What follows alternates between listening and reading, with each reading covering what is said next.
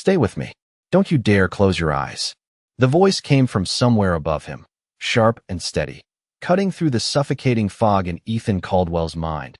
But just minutes earlier, that same room had been glowing with effortless elegance, the kind of wealth that didn't need to announce itself because it already owned the air everyone breathed.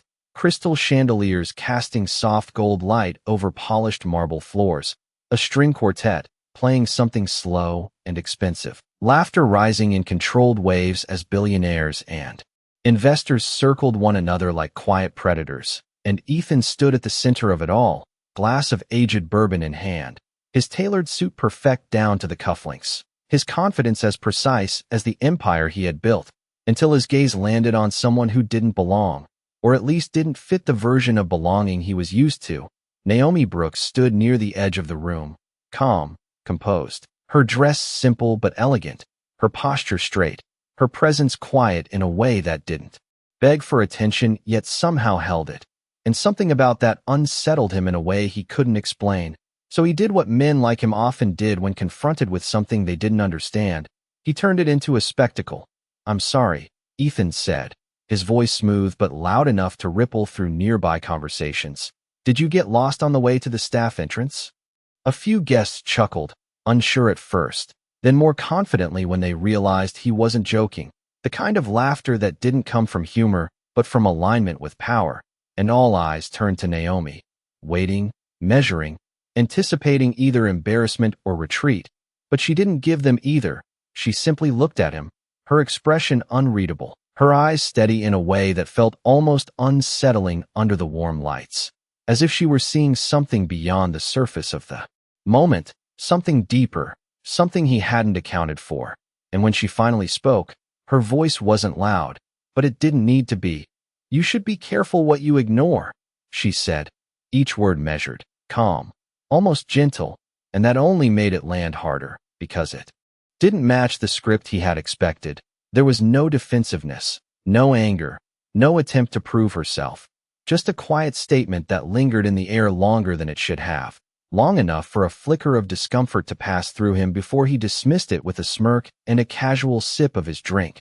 The moment dissolving as the music swelled again and conversations resumed, or at least pretended to. But something had shifted, subtle, invisible, like a crack beneath polished glass, and Naomi didn't argue, didn't linger. She simply turned and walked away, her heels soft against the marble, her figure disappearing into the edge of the room, leaving behind a silence that no one acknowledged but everyone felt. And Ethan exhaled as if resetting the atmosphere, raising his glass, pulling attention back to himself, to control, to certainty. Except control has a way of slipping when it's most assumed. Because moments later, something in his chest tightened, not sharply, not dramatically, just enough to interrupt his breath, and he paused, barely noticeable at first, his fingers adjusting the collar of his shirt as if it were just the room getting warm, just the lights, just the noise. But the air didn't return the way it should have. It stayed just out of reach, like something had shifted inside him without permission. And for the first time that night, Ethan Caldwell wasn't thinking about the room, or the people in it, or the image he projected. He was thinking about something far more unfamiliar, the quiet, creeping realization that he might not be in control anymore. And somewhere beyond the circle of polished shoes and curated smiles, Naomi had stopped walking, just for a moment, as if she had felt it too. "Sir, are you all right?" The question came from somewhere to his left, but Ethan Caldwell barely registered it as sound, because the world had begun to narrow into something distant and distorted, like he was standing at the end of a long tunnel where everything familiar was slipping just out of reach. The music no longer sounded like music, just a dull vibration in the air, and the warm golden light from the chandeliers now felt too bright, too heavy, pressing down instead of illuminating. And he forced a breath, then another, each one shallower than the last, his fingers tightening slightly around the glass in his hand before he set it down, carefully at first, as if maintaining control of small things would somehow restore control of everything else. "I am fine," he said, his voice steady enough to convince the people closest to him, or at least they pretended to believe him. Because that is what people did in rooms like this. They protected the illusion, they preserved the image, They did not question weakness, especially not in a man like Ethan Caldwell, a man who had built entire industries from nothing, who did not falter, who did not hesitate, who certainly did not lose control in the middle of his own event, and yet something inside him was quietly unraveling, not violently, not dramatically, just enough to unsettle the rhythm of his body. His chest tightening again, this time more noticeable, a subtle pressure that did not belong. And he shifted his posture, adjusting his jacket, loosening his tie just slightly, as if the problem were external, as if the air itself had changed. Maybe you should sit down, someone suggested, a woman with a polite smile that did not quite hide her concern, but Ethan shook his head almost immediately, dismissing it with a small wave of his hand. No, I just need a moment, he replied, though the words felt thinner than they should have, like they were missing something essential. And across the room, unnoticed by most, Naomi Brooks had not fully left. She stood just beyond the archway leading into the quieter corridor, her posture still, her gaze no longer on the crowd but on him, not with judgment, not with satisfaction, but with a focus that suggested she was observing something others had not yet seen, something subtle in the way he moved, the way his shoulders had lost their effortless alignment, the way his breathing had begun to break its natural pattern. And back inside the room, the conversations had resumed, but not fully. There was a slight hesitation in the laughter now, a fraction of a second delay in responses, as if the energy had shifted in a way no one wanted to name. And Ethan took another step, intending to move toward the bar, towards something familiar, something grounding, but the distance felt longer than it should have, the floor just slightly unsteady beneath his polished shoes, and he paused again, this time unable to mask it completely, his hand pressing lightly against his chest, not dramatically, just enough to anchor himself, and for the first time, a flicker of uncertainty crossed his expression, gone almost as quickly as it appeared, but real enough that the man standing beside him leaned in closer, lowering his voice. Ethan, you do not look well. And this time, Ethan did not respond immediately, because something deeper than pride was beginning to surface, a quiet realization that the control he relied on so completely was slipping in ways he could not calculate. And just beyond the doorway, Naomi shifted slightly, her eyes narrowing, as if confirming a suspicion, as if the moment she had anticipated was no longer approaching but already unfolding. And without drawing attention to herself, she took a step back toward the room, not hurried, not alarmed, but deliberate, like someone who understood that what was about to happen would change everything. Ethan, sit down right now. The voice was firmer this time, closer, no longer wrapped in politeness but edged with urgency. And yet Ethan Caldwell still tried to wave it off, his instincts clinging to control even as his body quietly betrayed him. I said I am fine, he insisted, though the words came slower now, each one requiring more effort than it should, his breath no longer moving in a steady rhythm but catching, uneven, like something inside him had lost its timing. And the room felt different, not just to him but to everyone. The music still playing, but no one really listening. Conversations fading into half-sentences and unfinished thoughts. Eyes shifting, watching without wanting to appear as if they were watching, because uncertainty had entered the space, and uncertainty did not belong in a room built on power and certainty.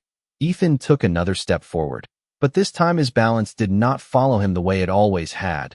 There was a slight misalignment, subtle but undeniable, and his hand reached out, not for attention but for stability, brushing against the edge of a nearby table, the cold surface grounding him for a fraction of a second before the pressure in his chest returned, stronger now, not painful, not sharp, just overwhelming, like the absence of something essential, like the air itself had thinned around him. Call someone. A voice whispered somewhere behind him, but no one moved fast enough, because no one wanted to be the first to admit that something was wrong, and that hesitation stretched just long enough to matter. And then Ethan's vision dipped, not completely, not dramatically, but enough that the room tilted slightly, the lights smearing into soft streaks, and the glass of water someone had placed near him trembled as his fingers brushed against it, tipping just slightly, spilling across the polished surface, a small, quiet disruption that somehow broke the illusion for everyone at once. He is not okay, someone said, louder now, and the words carried through the room like a signal, shifting everything from performance to reality. And across the threshold, Naomi was already moving, not running, not rushing, but with a certainty that cut through the hesitation of everyone else, her heels striking the marble with measured precision as she stepped back into the room, her eyes locked on Ethan, not on the crowd, not on the reactions, only on him. And as she approached, the noise around her seemed to fall away, people stepping back instinctively, making space without being asked, because something in her presence demanded it. "Move," she said, her voice calm but absolute. And this time, no one questioned it.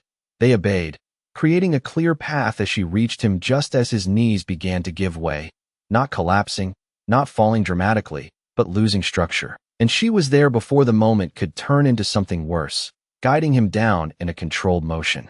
Her hands steady, her focus unwavering. "Ethan, can you hear me?" she said, her voice lower now, closer, and for a brief second, his eyes found hers, confusion flickering beneath the surface of recognition, as if he could not fully reconcile the woman in front of him with the one he had dismissed earlier. And then his gaze drifted again, not closing, but unfocused, distant, and Naomi's expression shifted, just slightly, not fear, not panic, but confirmation, like a puzzle piece had clicked into place, her hand moving to his wrist, feeling, measuring, her other hand adjusting his position with quiet precision. "Call 911, she said, not loudly, but with a clarity that cut through the entire room. And this time, the command traveled instantly, phones appearing, voices rising, footsteps moving, because now there was no denying it. The moment had arrived, and the man who had controlled everything just minutes ago was no longer the one in control. And the only person who seemed to understand exactly what to do was the one he had chosen to ignore. "Listen to me. Ethan, stay right here." Naomi's voice lowered into something steady and anchored, cutting through the rising panic that now filled the room like invisible smoke, and her hands moved with quiet precision, one supporting his shoulder, the other adjusting his position just enough to help him breathe easier, her movements controlled, deliberate, as if she had done this before. Not in theory, but in reality, and around them. The energy of the party had completely fractured, heels clicking faster against marble, glasses being set down without care, voices overlapping in confusion and fear. "Is the ambulance coming?" someone asked, too loudly, and another voice answered, "They are on the way," though it sounded uncertain, and Naomi did not look up, did not allow herself to be pulled into the noise. Her focus remained locked on Ethan, on the subtle shifts in his breathing, on the faint tension in his jaw, on the rhythm that was not quite right. "Stay with me," she repeated, softer now, closer, and for a brief second, his eyes steadied, finding hers again, not fully aware, not fully present, but aware enough to register something different, something unfamiliar, because the woman in front of him was no longer just a face from earlier, no longer just someone he had dismissed.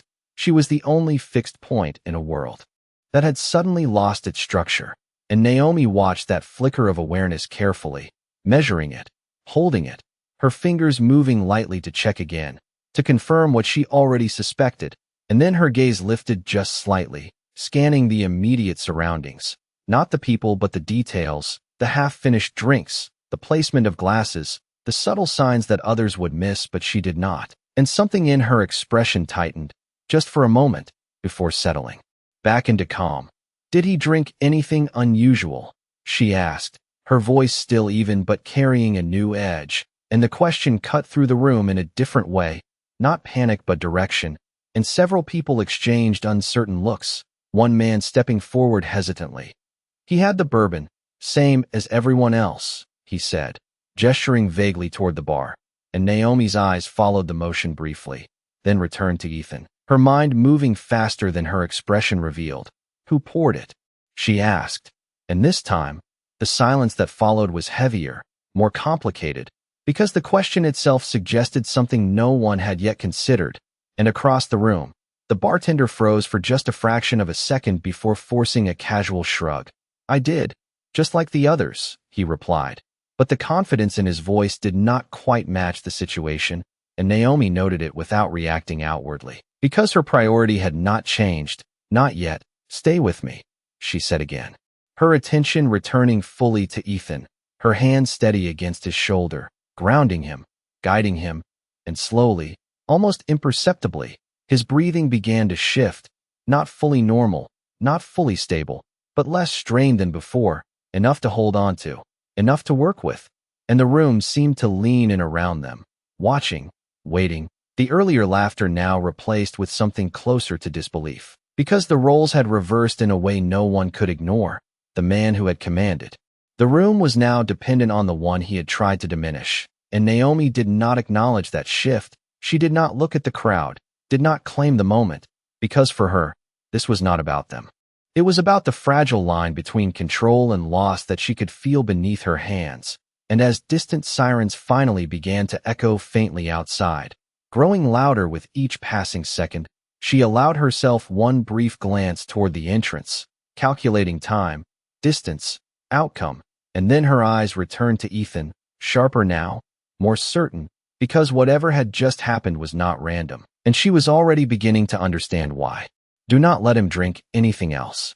Naomi's voice was quiet but firm, cutting through the overlapping noise just as a server instinctively reached toward a nearby glass, and the hand froze midair before slowly pulling back, because something in her tone made hesitation feel dangerous, and the sirens outside were louder now, no longer distant but approaching, echoing off the glass walls of the penthouse like a countdown no one could ignore. And Ethan's breathing shifted again beneath her steady guidance, uneven but present, each breath a fragile step forward, and she stayed close, one hand still grounding him, the other briefly checking again, confirming what her instincts had already begun to piece together.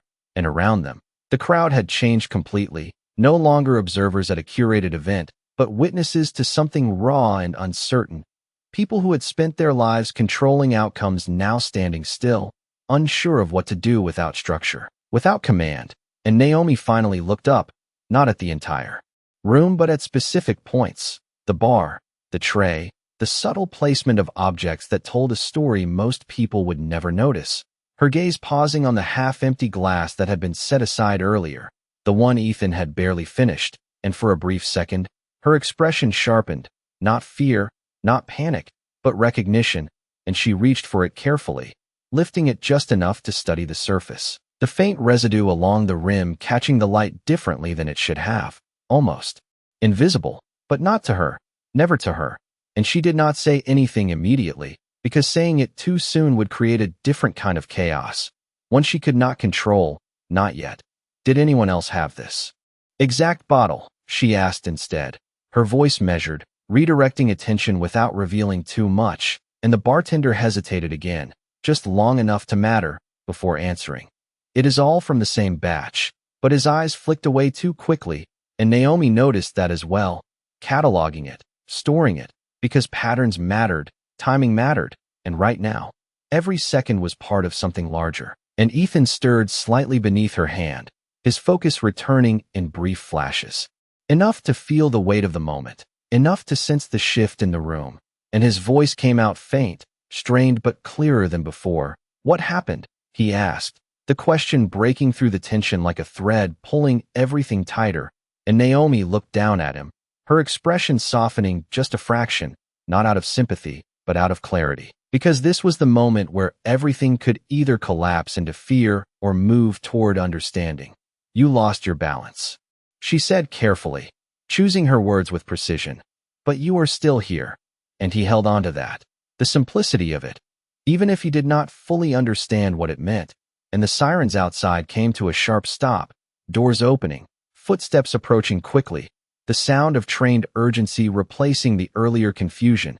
And for the first time since it began, the room exhaled collectively, but Naomi did not. Her focus remained sharp, her attention still split between Ethan and the quiet details no one else had fully seen. Because as the paramedics entered and began to take over with professional efficiency, asking questions, checking vitals, preparing to move him, she stepped back just slightly, not retreating but repositioning, her eyes lifting once more toward the bar, toward the man who now avoided her gaze entirely. And in that small, silent exchange, something unspoken settled into certainty. This had not been random. and whatever had started in this room had not ended. Yet, what did he drink? The paramedic's voice was calm, trained, already moving through the checklist as his partner adjusted the portable monitor beside Ethan, the soft beeping cutting through the heavy silence that had settled over the room, and all eyes shifted again, not toward Ethan this time, but toward Naomi, because without anyone announcing it, the center of control had already moved to her, and she did not hesitate. "Bourbon," she said, her tone steady. "But I need you to keep that glass," and she nodded slightly toward the one she had set aside, her gaze briefly locking with the paramedics, and something in her certainty made him pause just long enough to register it. "We will take it with us," he replied, not questioning, just adapting, because experience taught him when to listen, and behind them, the bartender's movements became smaller, quieter, almost careful, like someone trying not to be noticed in a room where attention had suddenly become dangerous. And Naomi saw that too, not directly, not with a stare, but in the way her focus lingered just a fraction longer than necessary, and then shifted away as if nothing had changed, because drawing attention too early could fracture the moment in the wrong direction. And right now, Ethan mattered more, his breathing steadier but still fragile, his awareness returning in uneven waves, enough to hear fragments, enough to feel the unfamiliar weight of dependence. And as the paramedics prepared to move him, one of them looked up again. "Is he allergic to anything?" he asked, and Naomi's answer came without pause. "Not that I know of." And then, just slightly quieter, more to herself than to anyone else, "This does not look like a simple reaction."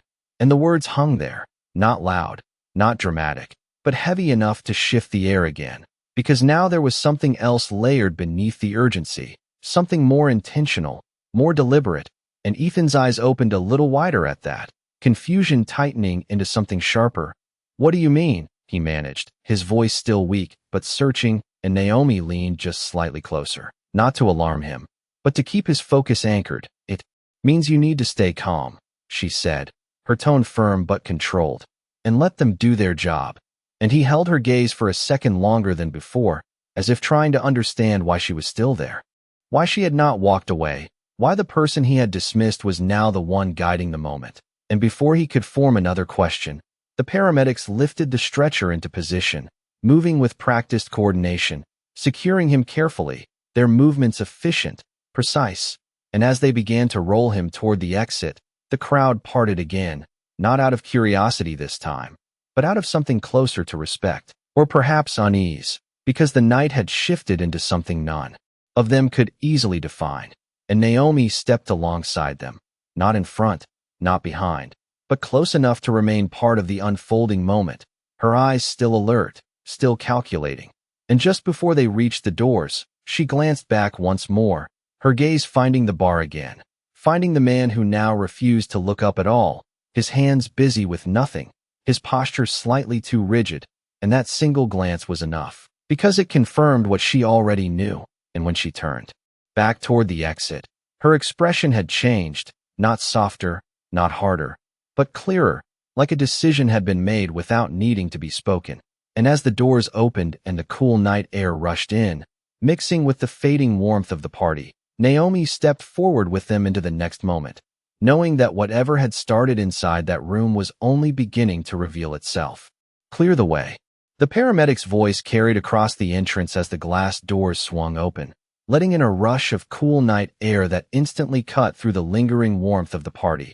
And the city outside felt louder, sharper, more real than the carefully controlled world they had just stepped out of, sirens still pulsing, lights reflecting off polished cars and tall glass buildings.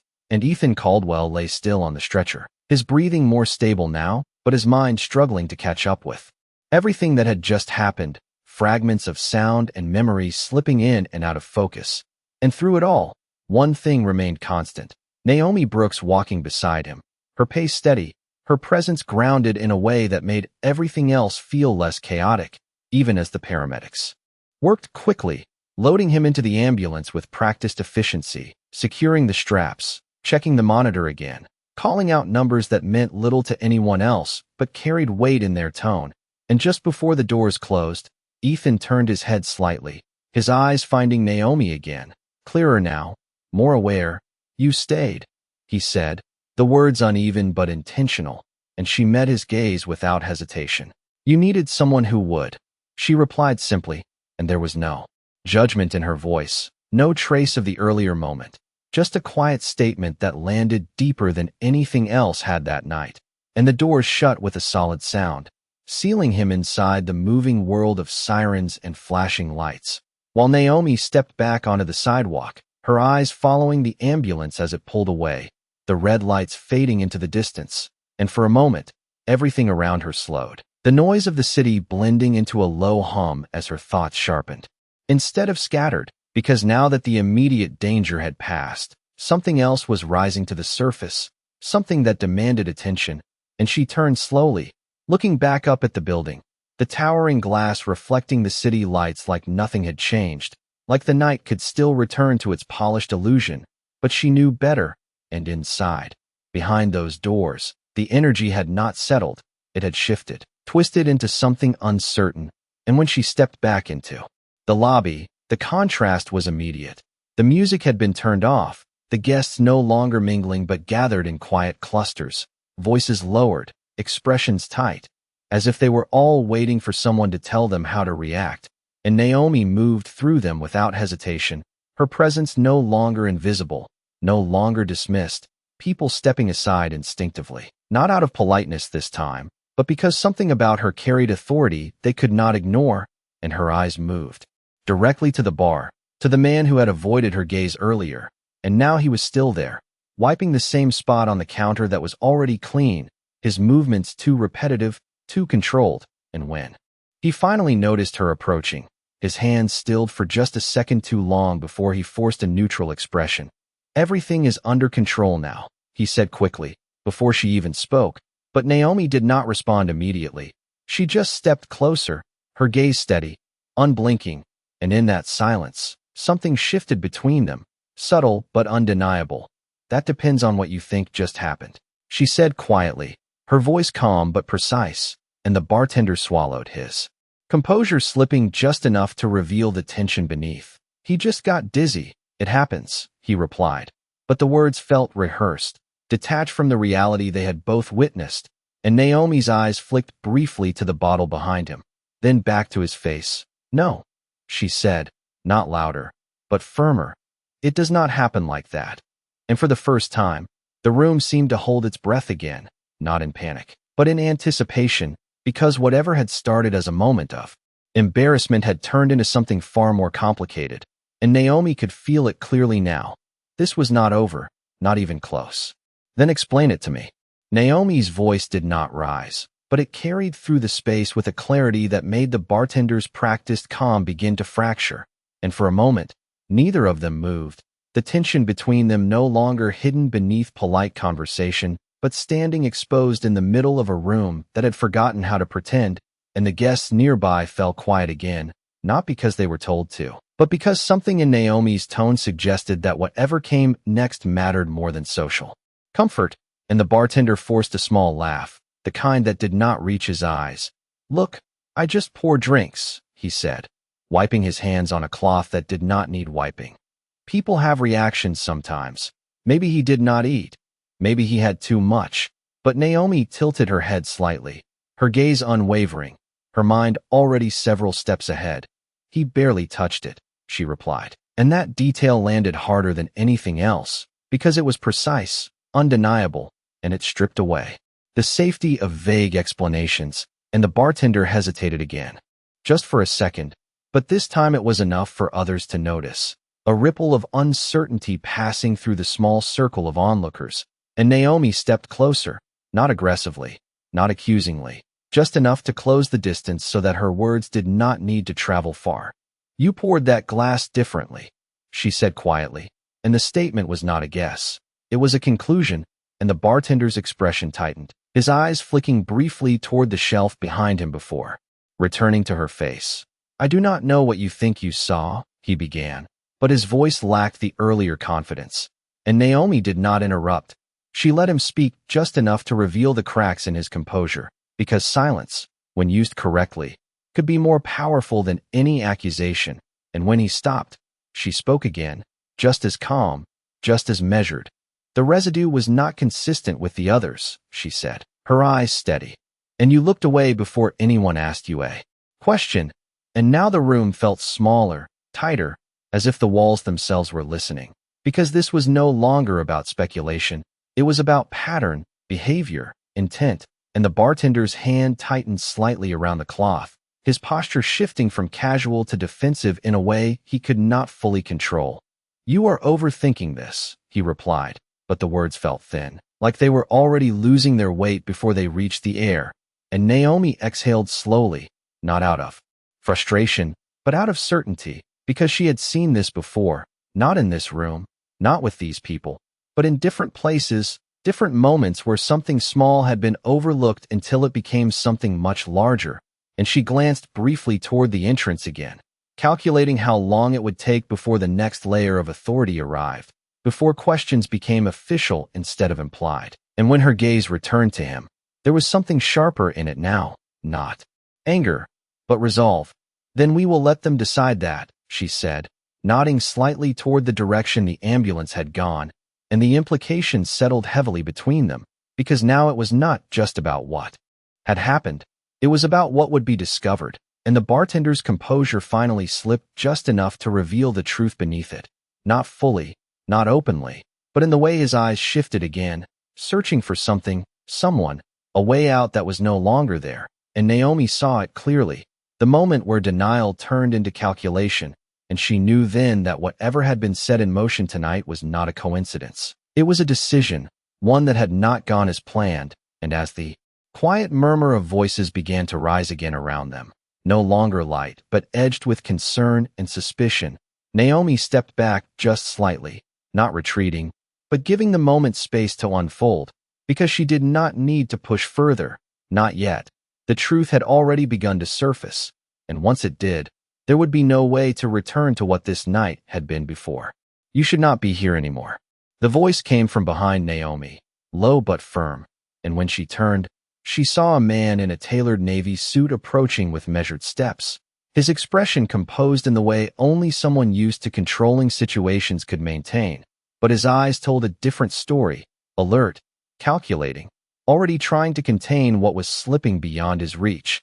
The situation is under control, he added, offering a brief nod to the guests nearby as if reassurance could be manufactured on command, and a few people instinctively straightened, grateful for something that sounded like authority.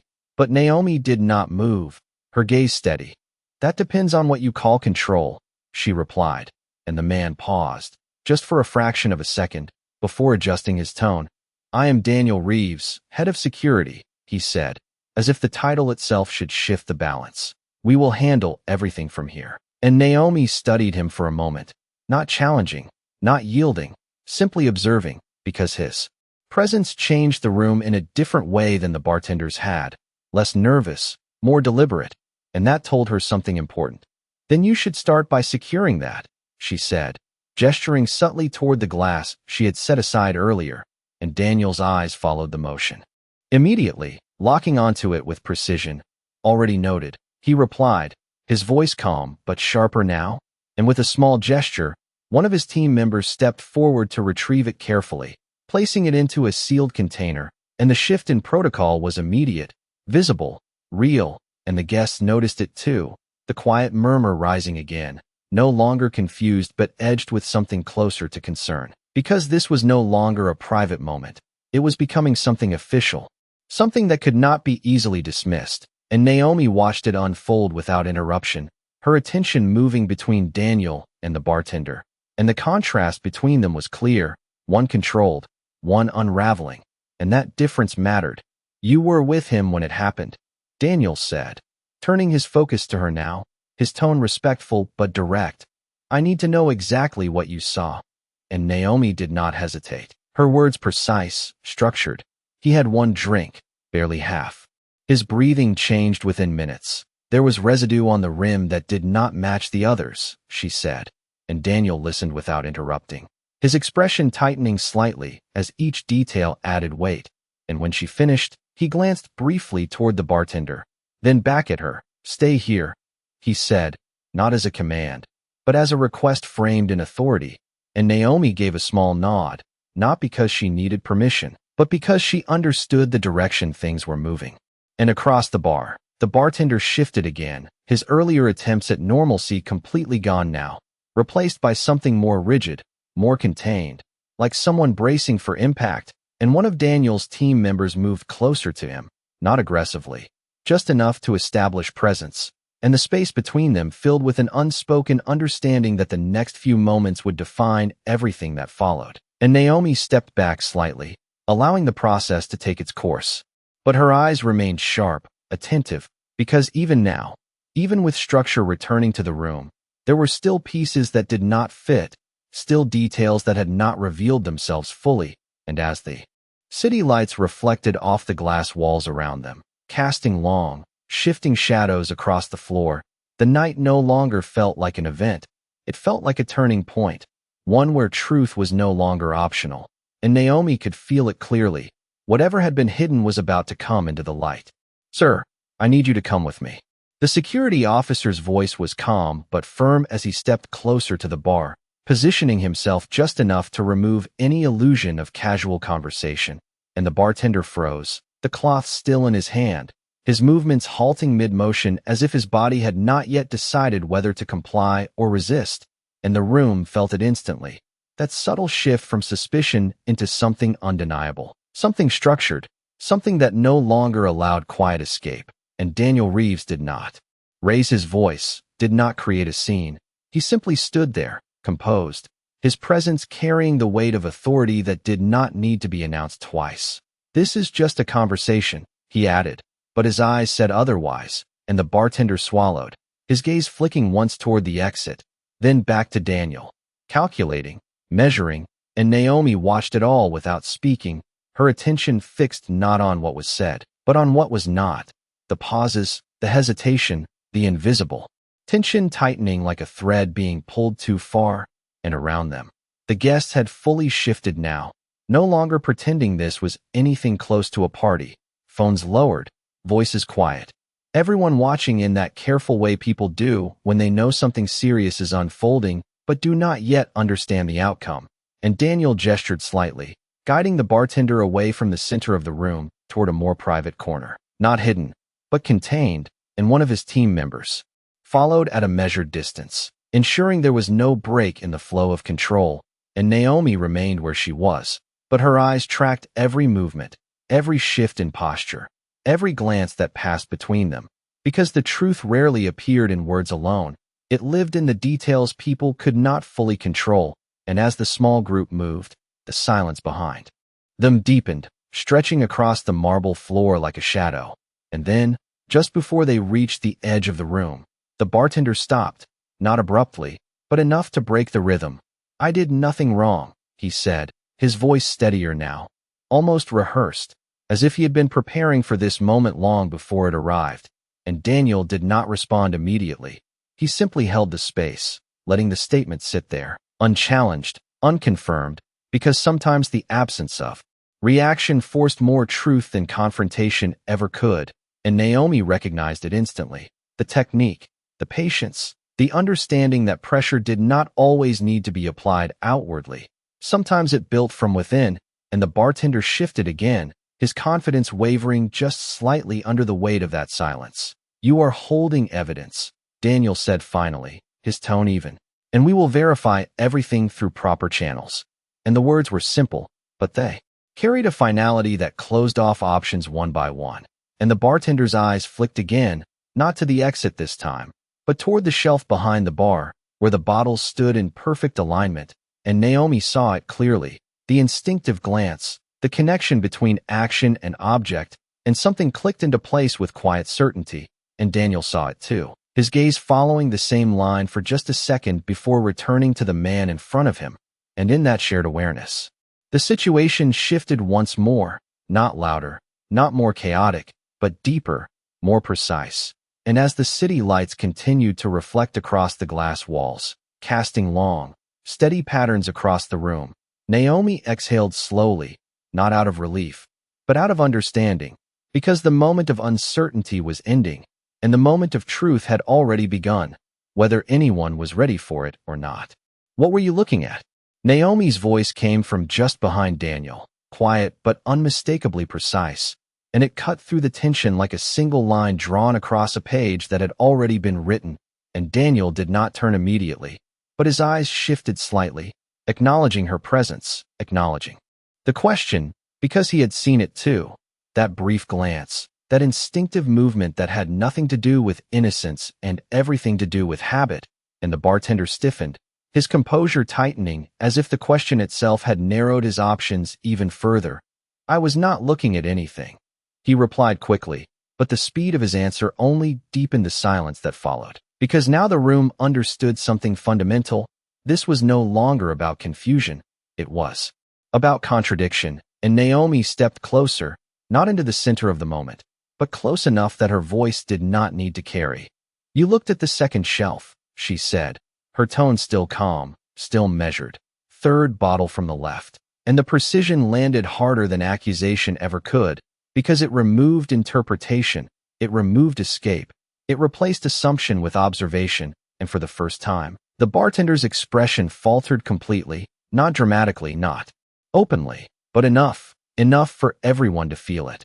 And Daniel turned then, his gaze following Naomi's indication without hesitation, locking onto the exact spot she had named, and one of his team members moved immediately, stepping behind the bar with controlled purpose, reaching for the bottle in question, lifting it carefully, examining it without haste, and the room seemed to hold its breath again, not in panic this time, but in anticipation, because this was the moment where possibility would begin to take shape, and the bartender shifted his weight, his earlier stillness replaced by a subtle tension that he could no longer fully hide. "That is just part of the same set," he said, but the words felt thinner now, less convincing, as if even he no longer believed in their strength. And Naomi did not respond right away. She watched, her attention fixed on the smallest details. The way his hands hovered just slightly above the counter, the way his shoulders held too rigidly, the way his breathing had changed, because truth did not only exist in what people said, it lived in what their bodies revealed when words began to fail. And Daniel took the bottle from his team member, turning it slightly under the light, his expression unreadable but focused, and then he glanced back at Naomi, not questioning, but confirming, and she gave the smallest nod, not dramatic, not exaggerated, just enough. And in that quiet exchange, the direction of the night shifted again, from suspicion to structure, from uncertainty to process, and the guests around them felt it. The subtle but undeniable movement towards something real, something that would not dissolve when the music came back on. And the bartender's voice broke the silence again, but this time it carried something new, not confidence, not control, but strain. "You are making assumptions," he said, and Naomi finally looked at him directly, her gaze steady, unshaken. "No," she replied softly. "I am following what you already showed us." And the simplicity of that statement settled over the room like a weight, because it reframed everything. It removed speculation and replaced it with inevitability, and for a moment, no one spoke. Not Daniel, not the bartender, not the guests, because they all understood, at least on some level, that the night had crossed a line it could not step back over. And Naomi stood there, not elevated, not claiming anything, just present, grounded, the one person who had not needed the situation to change in order to see it clearly.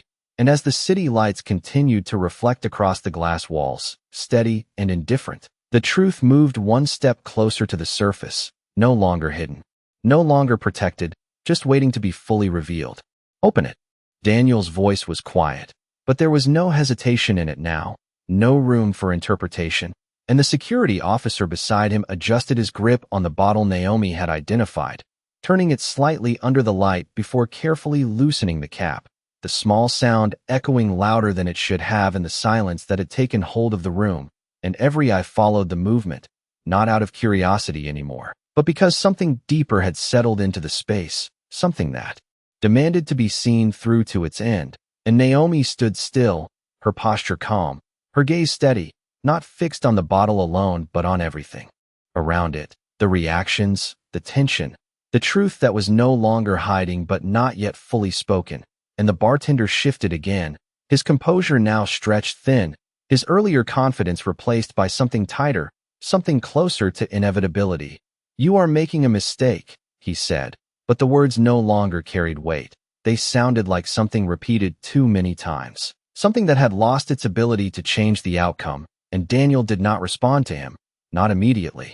He simply watched as the officer leaned closer to the bottle, examining it with trained focus, his expression changing just slightly, not enough for the room to understand, but enough for Naomi to recognize, because she had seen that shift before, the moment when confirmation replaced doubt, and Daniel saw it too, his eyes narrowing just a fraction as he took the bottle into his own hands, holding it steady, turning it slowly, his mind already aligning the details Naomi had given with what he now observed directly. And when he finally spoke, his voice carried something new, not just authority, but certainty.